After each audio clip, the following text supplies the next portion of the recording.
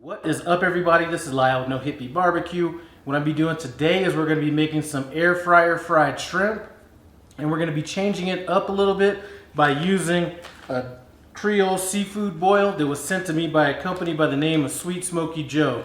Now, they've sent me a few other products in the past. As a matter of fact, they sent this out to me before, and one thing I like about this is it's super spicy.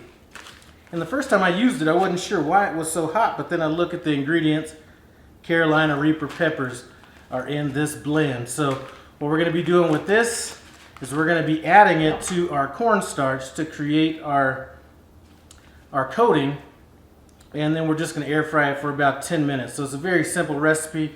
Now, if you've watched my channel before, you know that I like using cornstarch in place of flour in a lot of recipes, and the reason is cornstarch gives whatever you fry it, whenever you air fry with it, it gives it more of a crisp kind of a texture to it as opposed to crunchy like you might get from flour. So that's one of the reasons that I'm going to be using cornstarch in this recipe.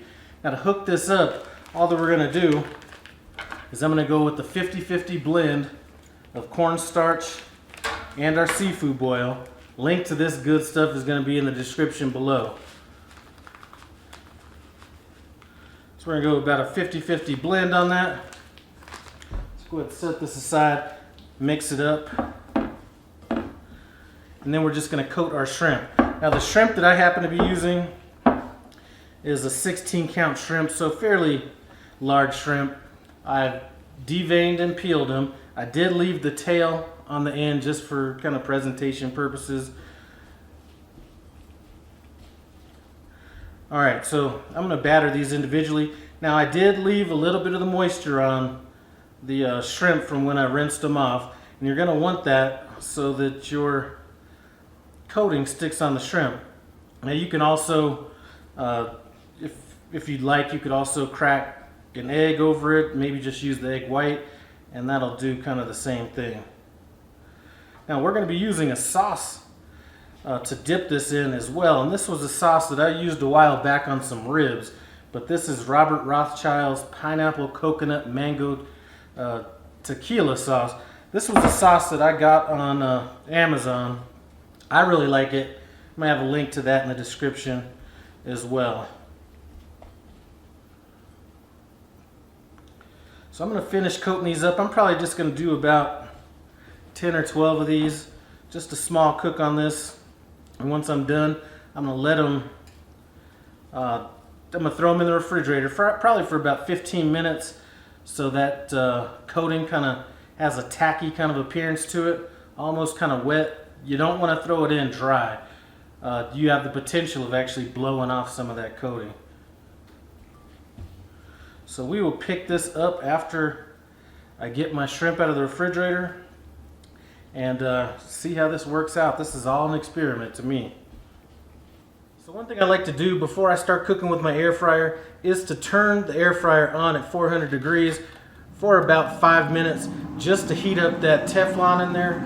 And it seems like what it does is it keeps it from sticking to the bottom of the pan. So I'm going to let this go for 5 minutes, then we'll add our shrimp. So now that we have our basket all heated up, let's go ahead and add our shrimp. And I'm not using any oil with this or anything. Should be fine without any oil at all. And I'm overlapping them a little bit. They'll be fine.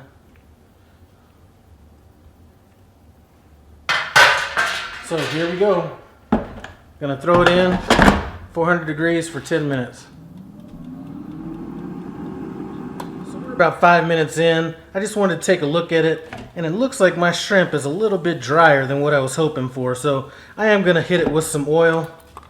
I know I'd mentioned that we weren't gonna do that to begin with, but it certainly looks like it needs it.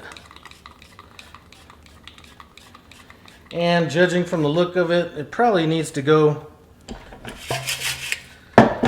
I'm going to say probably about another 7 minutes. So this is cooked for about a total of 12 minutes. Here's what we're looking like right there. Now, like I said, I'm going to use that sauce as a dipping sauce, but you could use that almost like a chicken wing and pour it over it and toss it. and I'm sure that'll be good as well. But we're going with the dipping sauce. I'm gonna plate this stuff up. We'll do a taste test and see if this was a success.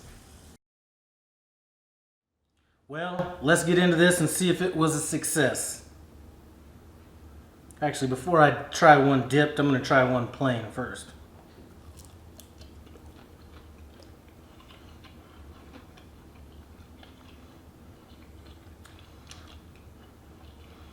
Definitely that light, crisp texture that cornstarch gives you, and some heat. Not a whole lot, but it's a noticeable heat. Put it this way, if you're sensitive to hot food, this would get on you right here. All right, let's go with this.